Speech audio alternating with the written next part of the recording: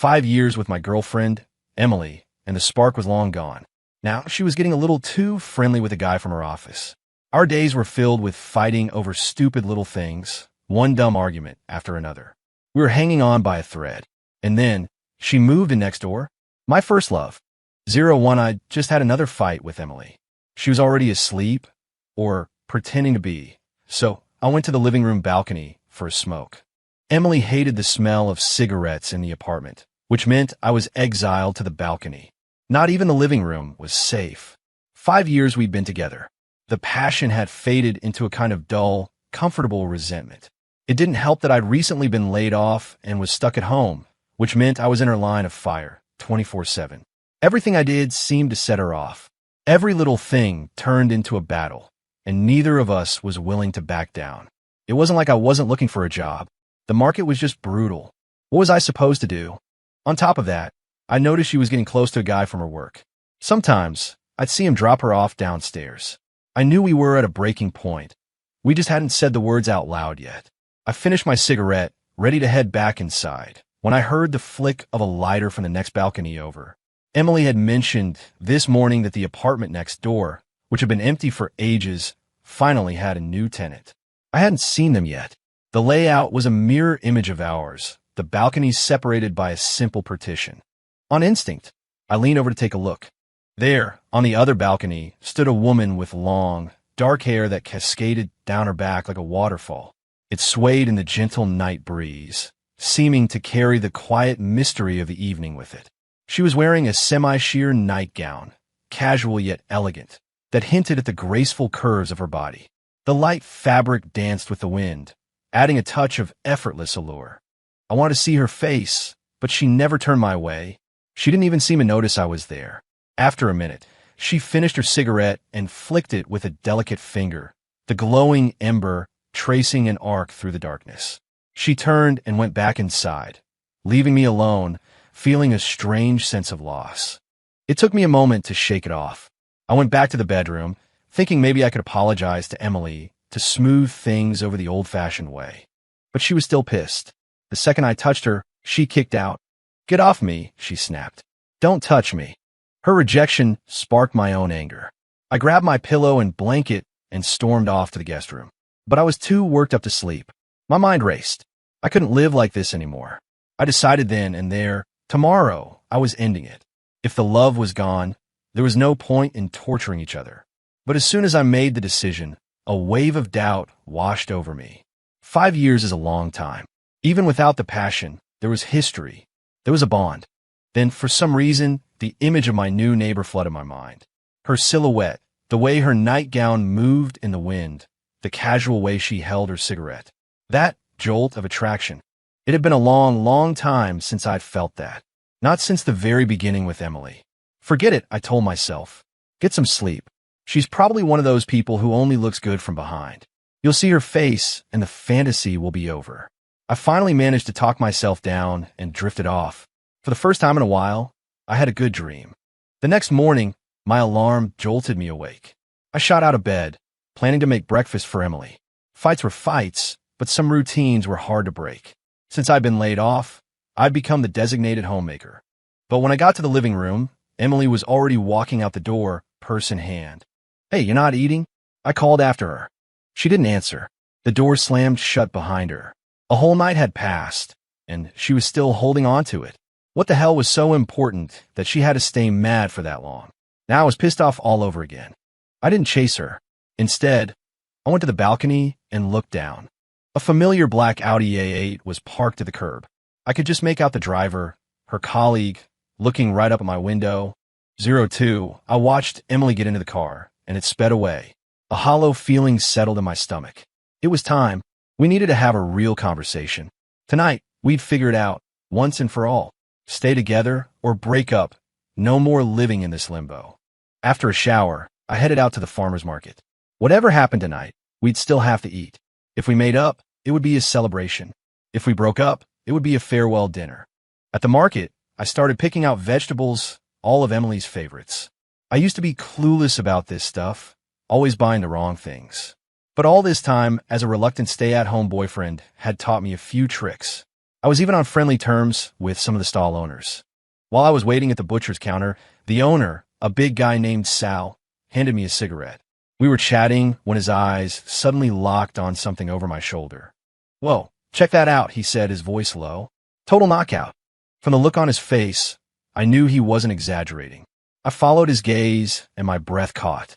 Standing a vegetable stall nearby was a woman in her late 20s with long, dark hair. She was dressed in a simple but elegant outfit that stood out against the chaotic backdrop of the market. Even in this crowded, earthy place, she moved with a kind of grace that seemed untouched by the world around her. She was like a cool spring in the middle of a dusty road, and every guy in the vicinity was stealing glances at her. Even the women seemed captivated, their voices softening as they haggled over prices, as if her presence demanded a certain civility. Sal let out a sigh of admiration. Some guy is seriously lucky to have her. I just stared. There was something familiar about her. As I was trying to place her, she walked over to our counter. Sal immediately dropped his cigarette, smoothed his hair, and put on his best customer service smile. She glanced at the display case. "Do you have any good ribs today?" she asked. Sal's eyes were glued to her, his Adam's apple bobbing as he swallowed hard. "Yeah, of course, the best." He fumbled as he grabbed a rack of ribs, his hands shaking slightly. I leaned to the side, trying to get a better look to be sure. I wasn't mistaken. Just as I turned, her eyes met mine. "Jack?" she asked, her eyes widening in recognition. "Sophia?" I said, my voice barely a whisper. It was Sophia Russo, my high school girlfriend, my first love. We'd started dating sophomore year. Our parents got called into the principal's office and everything. Even so, we'd refused to break up, swearing we'd be together forever. Then I got into college out of state, and she didn't. We tried to make it work, calling each other every day, but with time, the calls got shorter, less frequent. The connection just faded. We never officially broke up. We just stopped talking. It was around that time I met Emily. Now, 7 or 8 years later, here Sophia was standing in front of me at a farmer's market. The shy, sweet girl I remembered was gone. In her place was this stunning, confident woman. The face was the same, but the youthful uncertainty had been replaced by a mature elegance. "It's been a long time. What are you doing buying groceries here?" "Oh, I live right around here." The words tumbled out of both of us at the same time, as if we'd rehearsed them. We both paused, then shared a small, knowing smile. A beat of silence passed between us. Sal, the butcher, just looked back and forth between us with an expression of pure, unadulterated envy. After we both paid, we started walking toward the exit together, almost by instinct. I still had other things to buy, but my list was forgotten. My mind was racing with 1,000 questions I wanted to ask her, but I had no idea where to start. I had a feeling she felt the same way. We walked all the way out of the market without saying another word. I noticed, though, that nearly every man we passed did a double take when they saw her, their eyes then flicking to me with a look of grudging respect. I'll admit it felt good. My ego, which had been taking a beating lately, got a much-needed boost. And why not? Sophia was perfect. Her looks, her figure, the way she carried herself. Even the clothes she wore looked expensive. She was clearly doing well for herself. At the corner, she stopped and turned to me. My heart started hammering in my chest, thinking she was finally going to say something, but all she said was, "Well, I should get going." A wave of disappointment washed over me, but I forced a smile. "Yeah, me too. I should head back." She gave me one last look, a small smile playing on her lips, nodded, and then walked away. I stood there for a moment, watching her go, feeling an old, familiar ache. She didn't ask how I was doing. She didn't ask for my number. Maybe I should have been the one to ask, I thought. Maybe I should run after her. But what would I even do with her number? We both had our own lives now. She was a closed chapter, a part of my past. It was better to leave those memories untouched, wasn't it? Then I realized something. The direction she was walking.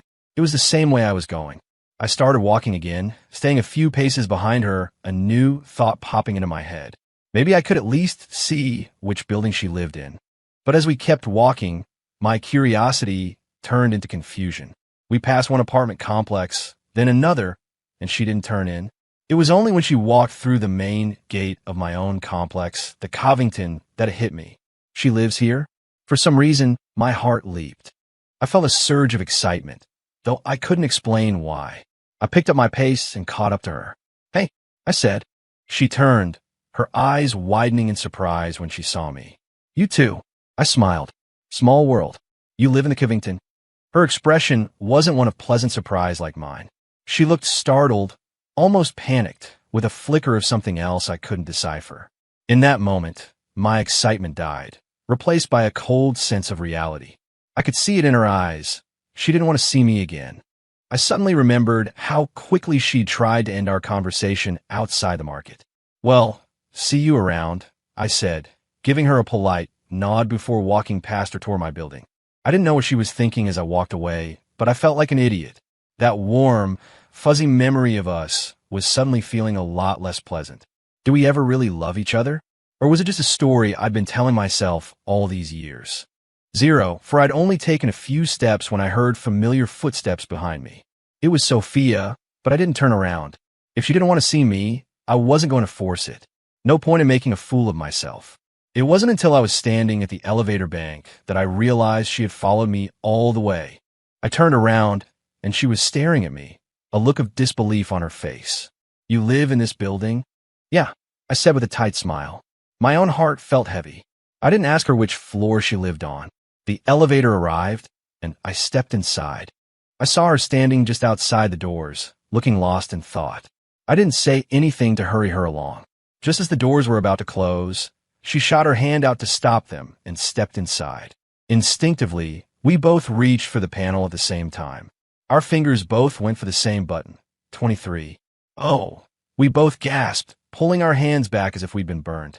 This building was 2 units per floor. That meant we were neighbors, directly across the hall from each other.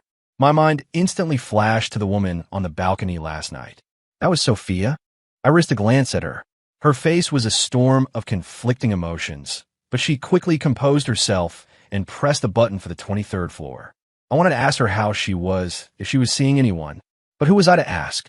What right did I have? We rode up in complete silence. When the elevator doors opened on our floor, Sophia rushed out and started digging frantically through her purse for her keys. I watched her for a second before walking to my own door and unlocking it. As I stepped inside, she was still searching. Right before I closed the door, I took one last look at her. I couldn't see her face, but I could feel her panic and her embarrassment. The moment the door clicked shut, I leaned back against it, a bitter taste in my mouth. It felt like I was about to cry. I stood there, motionless, until I heard the sound of her key finally finding the lock, her door opening and then closing. Only then did I let out a long, slow breath. 05 the rest of the morning, I was in a funk. It felt like I'd just been dumped all over again. I was so out of it that I nearly burned the lunch I was making. I was pulled out of my daze by the sound of Emily opening the front door. I went out to meet her. "Hey, lunch is almost ready." She ignored me, marching straight into the bedroom and pulling out her suitcase. I followed her. "What are you doing?" She didn't stop packing. "What does it look like?" she said coldly. "I'm leaving you. We're done." I knew this was coming, but hearing the words still felt like a punch to the gut. Is there really no fixing this? She finally looked at me, her eyes filled with contempt. "What do you think?" I closed the distance between us and wrapped my arms around her. "Emily, we started dating in college. We've been through so much." She shoved me away. I must have been blind to ever see anything in you. That stung. I had been ready to beg, but her words ignited a fire in me. All those years, and they meant nothing to her. "You found someone else, haven't you?" The words I'd been holding back for weeks finally came out. "You're trading up." Her face went pale. "What are you talking about?" "Don't play dumb," I sneered. "Your colleague, Chris. The guy who drives you to and from work every single day. The guy who's always texting you after hours. You're telling me there's nothing going on there." She was silent for a moment, then went back to her packing. I kicked her suitcase over, sending her clothes spilling onto the floor. I was right, wasn't I? Cat got you tongue. She slapped me hard across the face. "Yes, fine. I like talking to him. I like that he drives me to work. We're broken up now, Jack. My life is none of your business anymore." Her confession hurt more than any denial would have. My heart felt like it had been shattered. "You're a real piece of work." I spat the ugliest words I could think of. She just laughed, a cold, empty sound. She didn't even bother to pick up her clothes. She grabbed her purse and walked out. This time, I didn't stop her. You can't hold on to someone whose heart has already left. After the door slammed for the second time that day, I took the lunch I had made and swept it all off the table, sending plates crashing to the floor. I collapsed against the kitchen doorway, my mind a complete blank. After a long time, the reality finally sank in. Emily and I were really over. I slowly picked myself up and cleaned up the mess. Then I went to the balcony and lit a cigarette. Down below, I saw her get into the same black Audi. I just smoked, feeling nothing and everything all at once. For the first time, I felt a sense of release. My eyes drifted to the balcony next door. For a second, I thought I saw Sophia standing there, smoking, but it was just a trick of the light. The balcony was empty. Not a sound came from her apartment. It occurred to me that I hadn't heard anything from her place since she got home. Her husband must not have come home for lunch. I was about to go back inside when I heard the sliding glass door next door open. I instinctively froze, leaning against the railing. A moment later, the familiar flick of a lighter. Ich glanced over. Sophia was standing there, still wearing the same clothes from the market. She took a drag from her cigarette and then looked my way. Our eyes met, and I could see a flicker of surprise on her face. 06, I gave her a small, tight-lipped smile and nod. She nodded back. I didn't know you smoked, I said, remembering the girl from high school. She took another slow drag, exhaling a cloud of smoke. Things change, she said quietly. It was clear she wasn't in the mood to talk, so I started to turn away. Fight with your girlfriend? She asked suddenly. Her question caught me off guard. I nodded. Yeah, we broke up. You've seen her? Yesterday, when I was moving in, she said. She's very pretty. I just shrugged, not knowing what to say. I wanted to ask about her life, but the words wouldn't come. Sophia finished her cigarette and flicked it away, just like she had the night before. I knew she was about to go inside, and a wave of panic hit me. It was now or never. What about you? I blurted out. How have you been? I saw her body tense for a second. She glanced at me, then forced a faint smile. I'm okay. Why'd you break up? I lost my job, I said with a bitter laugh. She got tired of me being useless, I guess. The magic was gone. She just murmured, oh, and we fell into another silence. After a long moment, she spoke again. There was a man who dropped your girlfriend off earlier. She just left in his car, too. I looked at her, surprised. You saw all that? I was out here smoking, she said, nodding. Is that her new boyfriend? A sharp pain shot through my chest. I don't know, I lied. She says no. Sophia laughed softly. She says no. Well, then maybe he isn't. I knew exactly why she was laughing. I didn't believe it myself. Why should she? I couldn't help but let out a dry, humorless laugh of my own. I pulled out another cigarette, but my lighter was out of fluid. It just sparked uselessly. Sophia pulled out her own lighter and held it out over the railing, the flame dancing in the afternoon light. For a second, that little flame felt like the turmoil inside my own chest. Emily was gone with her coworker, but was I any better? Hadn't my own heart strayed the second I saw Sophia on this balcony? Maybe the breakup was for the best. We were both already checked out. It's hot, she said, pulling the lighter back slightly. You want it or not? I leaned over the railing and lit my cigarette from her flame. I took a long, deep drag. So, I asked, are you seeing anyone? She lit a cigarette for herself and shrugged. Nope. What's the point? I frowned. You've been single all this time? She exhaled slowly. What are you thinking? Do I look like the kind of person who's been single for years? My heart skipped a beat. I looked at her, really looked at her, as she casually ran a hand through her long hair. No, she was beautiful, sophisticated, magnetic. Of course she wasn't single. There was no way a woman like her would be lacking for male attention. A sad smile touched my lips. She noticed, frowning. What's so funny? You don't believe me? No, I believe you, I said quickly. Then what are you smiling at? Just laughing at myself, I said, shaking my head. Oh, and what's so funny about you? Before I could answer, my stomach let out a loud, embarrassing growl. 07 Sophia raised an eyebrow. Hungry. I nodded, my face flushing with embarrassment. Of course I was hungry. My lunch was currently in the trash can. She was quiet for a moment, considering. I made too much food, she said finally. You want to come over and have some? Without a second of hesitation, I said, yes. Absolutely. She seemed taken aback by how quickly I agreed, and for a second, I thought maybe she was just being polite. But then she nodded. Okay, come on over. She disappeared inside. I immediately put out my cigarette and went back into my apartment. I was about to rush right over, but I paused at my door. As I crossed the hallway to her apartment, my heart started pounding. It's one thing to fantasize about something, but it's another thing entirely to act on it.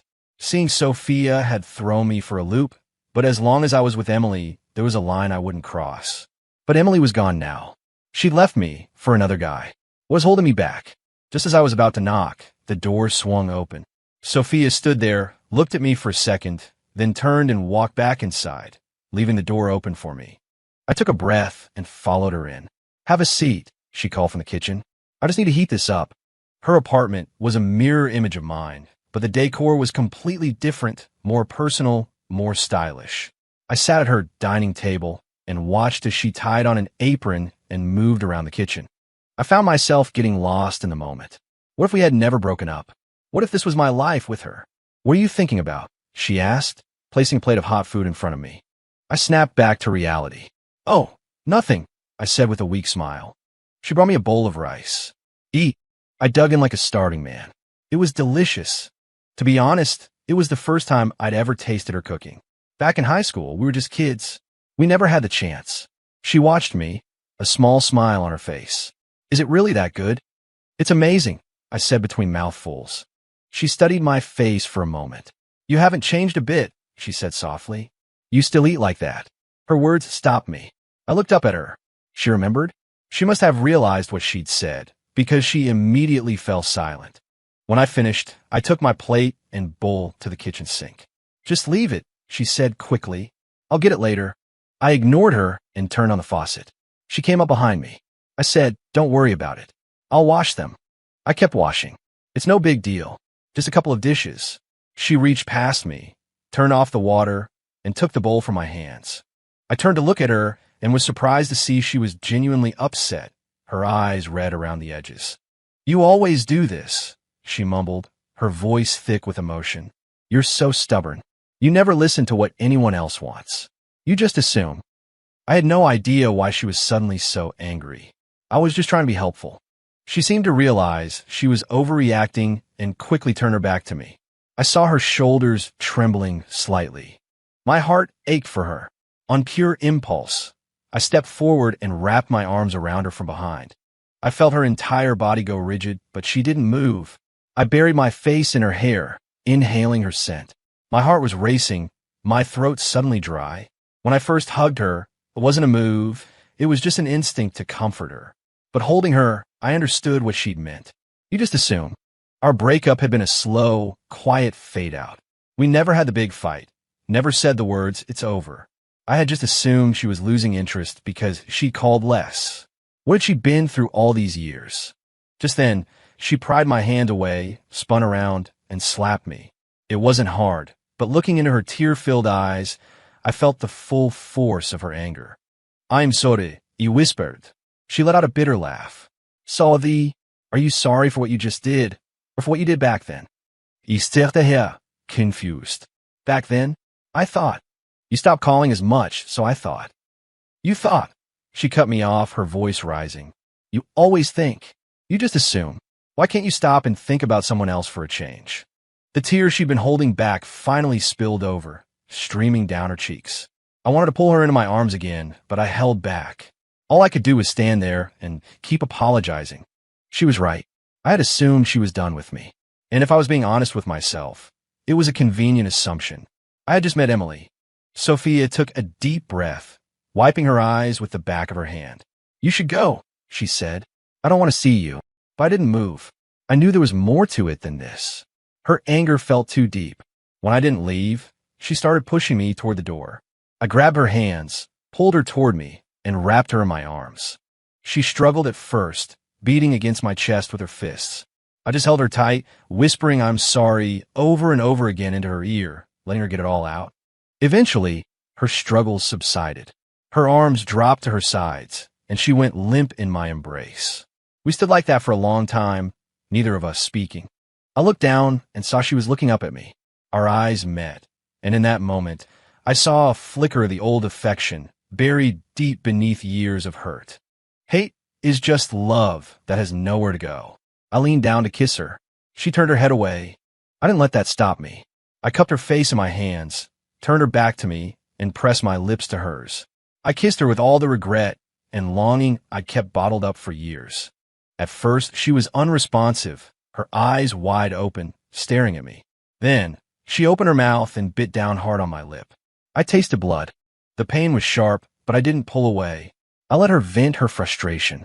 After a moment, she released me. I immediately kissed her again. This time, she didn't fight it. She didn't refuse. Slowly, tentatively, she began to kiss me back.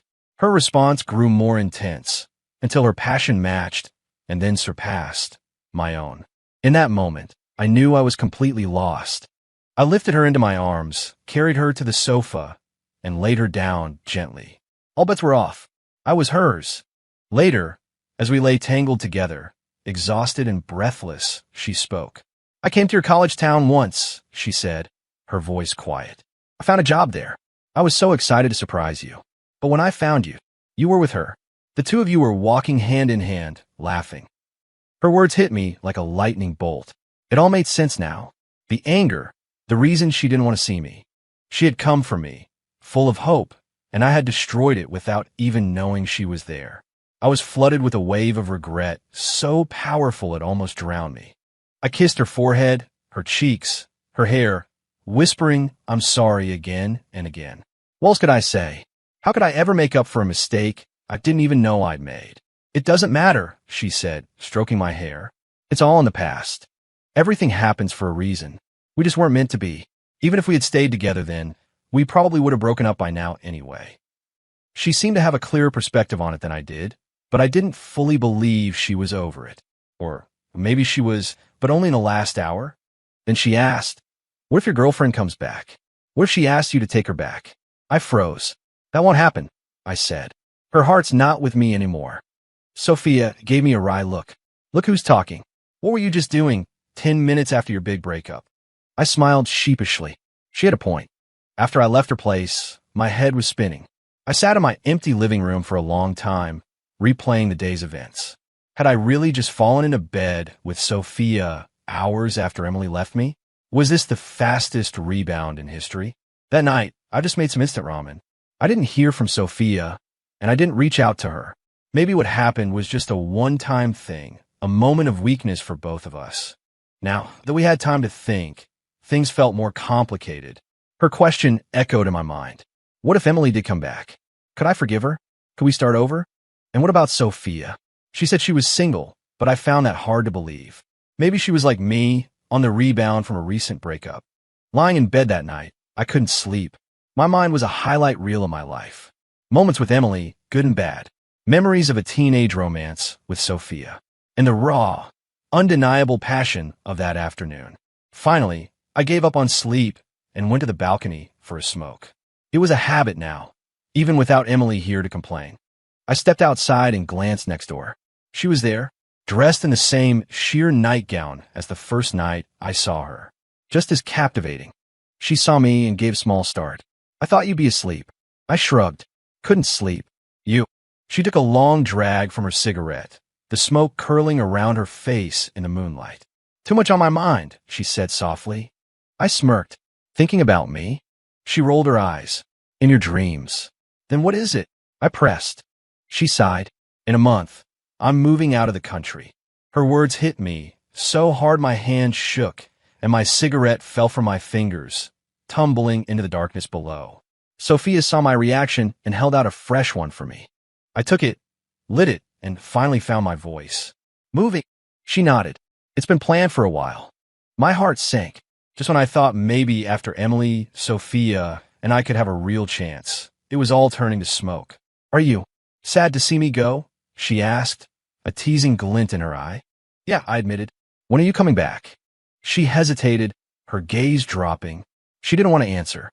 After a long moment, she took a deep breath. "My parents are already living over there. They've been wanting me to join them." I already knew the answer, but I had to ask. "So you're not coming back?" She gave a slight, almost imperceptible nod. "Probably not." I fell silent. I wanted to beg her not to go, but what right did I have? She leaned back against the railing, watching me. We finished our cigarettes without another word. Well, she finally said with a sad smile, we still have a month, right? I smiled back and nodded. She leaned over the railing, tilting her head toward me. Come here, she whispered. I knew what she wanted. I leaned in and kissed her. After a moment, she pulled back. Come over, she said, her voice husky. I want you to hold me tonight. I didn't need to be told twice. The walk across the hall felt like a mile. My brain was screaming at me to say something, to ask her to stay. But the moment I stepped inside her apartment, words became unnecessary. We fell into each other's arms and didn't let go. After that night, we never mentioned her leaving again. It was an unspoken rule. If we didn't talk about it, maybe it wouldn't be real. I never heard from Emily again, aside from a rumor that she was officially with Chris. I let her go completely and moved my things into Sophia's apartment. We spent every waking moment together, lost in our own little world, never getting tired of each other. Then one morning, I woke up and she was gone. I searched the apartment, but there was no trace of her. It wasn't until I opened the closet and saw that all her clothes were gone that I understood. I sank onto the edge of the bed, a hollow feeling spreading through my chest. After a while, I noticed a piece of paper on the nightstand. A note from her. She wrote that she was already at the airport, that she had given me a month to ask her to stay, but I never did. She said she didn't blame me.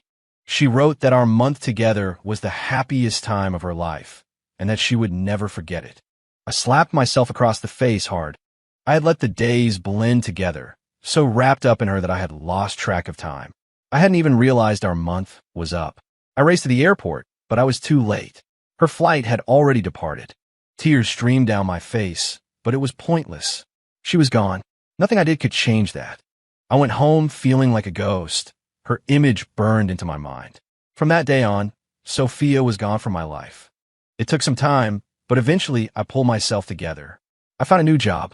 I threw myself into my work, using the long hours to numb the pain. Anytime I had a free moment, my mind would drift back to her. I haven't seen her since, but somewhere deep down, I have this feeling that our story isn't over, that someday we'll see each other again.